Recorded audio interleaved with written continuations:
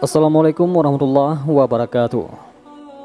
Pada kesempatan kali ini kita akan bahas kisah sang Ratu Sufi, yaitu Rabi'atul Al-Adawiyah yang balik bertanya kepada malaikat Munkar dan Nakir.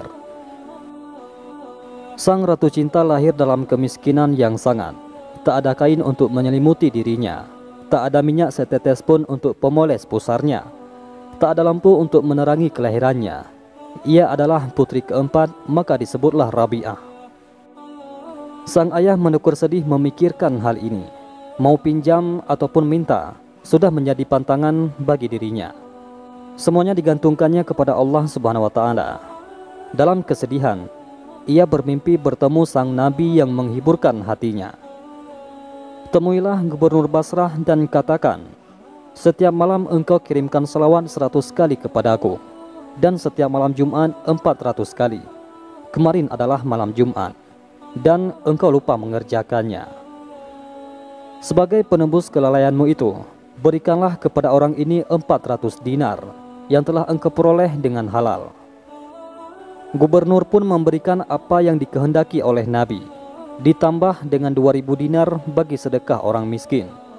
Cukuplah sudah untuk kebutuhan keluarga Rabi'ah. Sampai keadaan berbicara lain, bencana kelaparan melanda Basrah. Seorang penjahat menculik Rabi'ah untuk kemudian dijual di pasar budak dengan harga 6 dirham. Lalu majikan membelinya dan memberikannya tugas-tugas yang amat berat. Siang hari Rabi'ah bekerja sambil berpuasa. Malam harinya dihabiskan untuk mujahadah dan muajahah dengan Rabbnya. Kedekatan beralih menuju keakraban. Keakraban membawanya kepada kerinduan.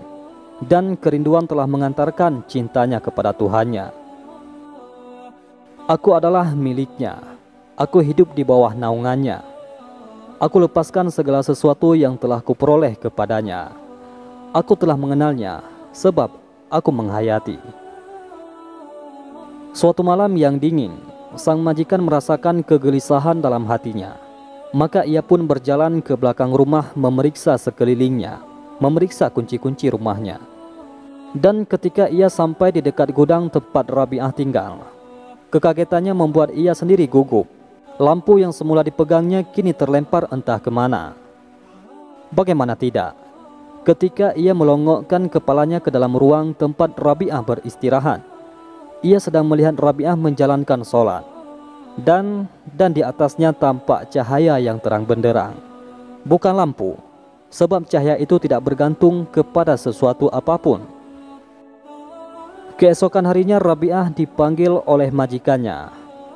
Maka majikannya menyampaikan keinginannya. Ia membebaskan Rabi'ah sebagai budak. Kini Rabi'ah telah merdeka. Meski sang majikan berharap Rabi'ah mau untuk tinggal di rumahnya, tapi ia memilih untuk pergi menjauhi masyarakat sekitar. Dan ia menemui sebuah gua agak di pinggir desa. Tinggallah ia di sana.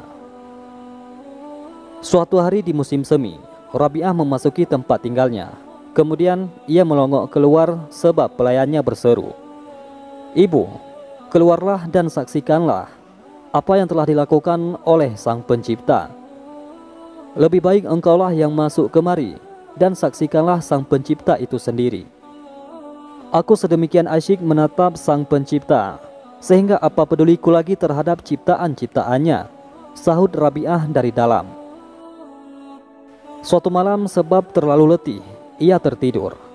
Seorang maling menyelusup masuk ke dalam rumahnya dan mencuri cadarnya. Tetapi tak ditemuinya pintu keluar. Cadar diletakkan, kemudian pintu keluar terlihat. Cadar dibawa, pintu keluar tak terlihat lagi. Terdengarlah suara, "Hai manusia, tiada gunanya engkau mencoba-coba. Sudah bertahun-tahun Rabi'ah mengabdi kepada kami. Syaitan sendiri tidak berani datang menghampirinya. Tetapi betapakah seorang maling berani mencoba-coba untuk mengambil cadarnya? Pergilah dari sini." Jika seorang sahabat sedang tidur, maka sang sahabat bangun dan berjaga-jaga. Ketika seorang sahabat mengantarkan seorang kaya yang ingin memberikan uang emasnya kepada Rabi'ah, Rabi'ah berkata, "Dia telah menafkahi orang-orang yang menghujahnya. Apakah dia tidak akan menafkahi orang-orang yang mencintainya?" Sejak aku mengenalnya, aku telah berpaling dari manusia ciptaannya. Aku tidak tahu apakah kekayaan seseorang itu halal atau tidak. Maka betapakah aku dapat menerima pemberiannya? Di malam-malam hari yang sepi dan sunyi, dalam kerinduannya dengan Sang Maha Pencipta, Rabi'ah bergumam sambil bersujud. Ya Allah, apapun yang akan Engkau karuniakan kepadaku di dunia, berikanlah kepada musuh-musuhmu. Dan apapun yang akan Engkau karuniakan kepadaku di akhirat nanti, berikanlah kepada sahabat-sahabatmu. Karena Engkau sendiri cukuplah bagiku. Ya Allah, semua jerih payahku dan semua hasratku di antara kesenangan-kesenangan dunia ini adalah untuk mengingat Engkau.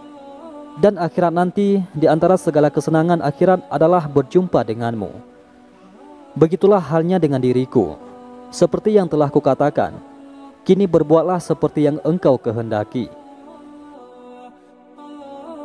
Rabi'atul Adawiyah merupakan salah seorang Serikandi agung dalam Islam. Beliau terkenal dengan sifat wara dan senantiasa menjadi rujukan golongan cerdik pandai, karena beliau tidak pernah kehabisan hujjah.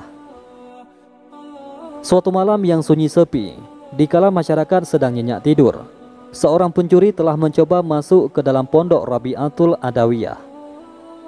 Namun setelah mencari sesuatu sekeliling berkali-kali, dia tidak menemui sebuah benda berharga kecuali sebuah kendi untuk berwudu. Itu pun sangat jelek. Lantas si pencuri tergesa-gesa untuk keluar dari pondok tersebut. Tiba-tiba Rabi'atul Adawiyah menegur si pencuri tersebut. Jangan keluar sebelum kamu mengambil sesuatu dari rumahku ini. Si pencuri tersebut terperanjat karena dia menyangka tidak ada penghuni di pondok tersebut. Dia juga merasa heran karena baru kali ini dia menemui tuan rumah yang begitu baik hati seperti Rabi'atul Adawiyah. Kebiasaannya tuan rumah pasti akan menjerit meminta tolong apabila ada pencuri memasuki rumahnya. Namun ini lain. Silahkan ambil sesuatu, kata Rabi'atul Adawiyah kepada pencuri tersebut. Tiada apa-apa yang boleh aku ambil dari rumahmu ini, kata si pencuri berterus terang. Ambillah itu, kata Rabi'atul Adawiyah sambil menunjuk kepada kendi yang jelek tadi. Ini hanyalah sebuah kendi jelek yang tidak berharga, jawab si pencuri. Ambil kendi itu dan bawa ke bilik air. Kemudian kamu ambil wudhu menggunakan kendi itu. Selepas itu sholatlah 2 rakaat. Dengan demikian, engkau telah mengambil sesuatu yang sangat berharga daripada pondok jelekku ini, balas Rabi'atul Adawiyah. Mendengar kata-kata itu, si pencuri tadi berasa gemetar. Hatinya yang selama ini keras menjadi lembut seperti terpukau dengan kata-kata Rabi'atul Adawiyah itu. Lantas si pencuri mengambil kendi jelek itu dan dibawa ke bilik air, lalu berwudu menggunakannya. Kemudian dia menunaikan sholat 2 rakaat. Ternyata dia merasakan suatu kemanisan dan kelezatan dalam jiwanya yang tak pernah dirasa sebelum ini.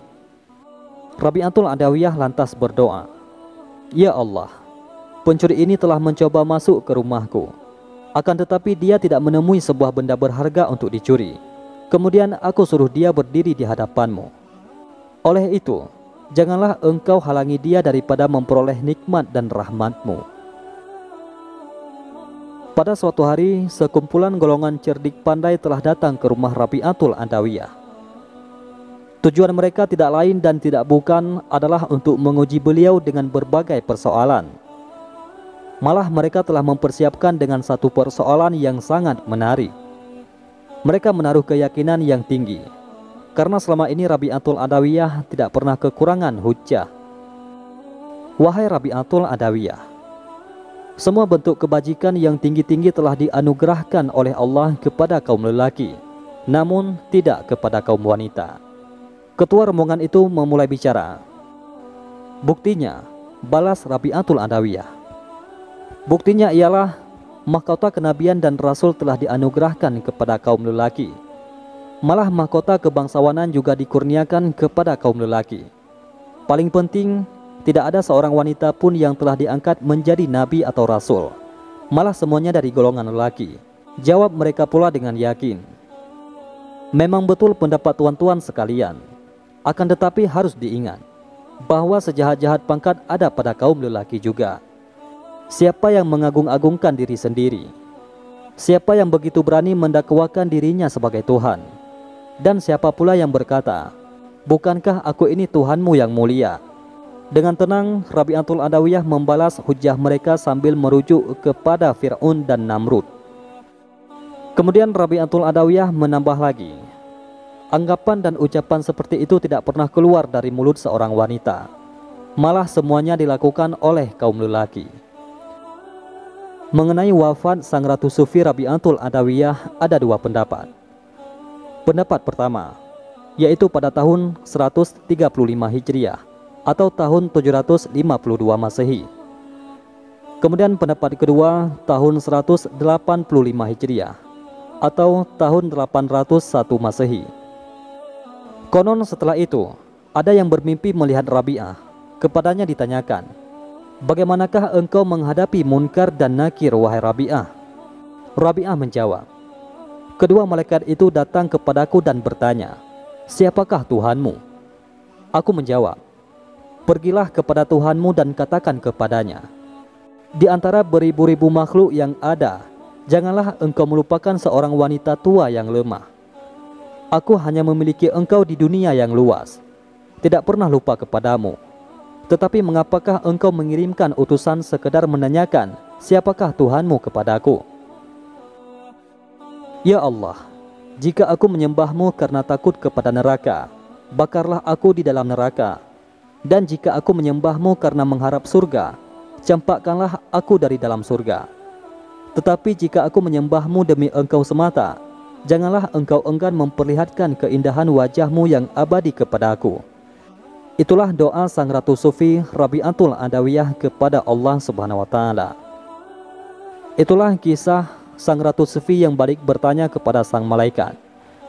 Wallahu a'lam bisawab. Mudah-mudahan bermanfaat. Assalamualaikum warahmatullahi wabarakatuh.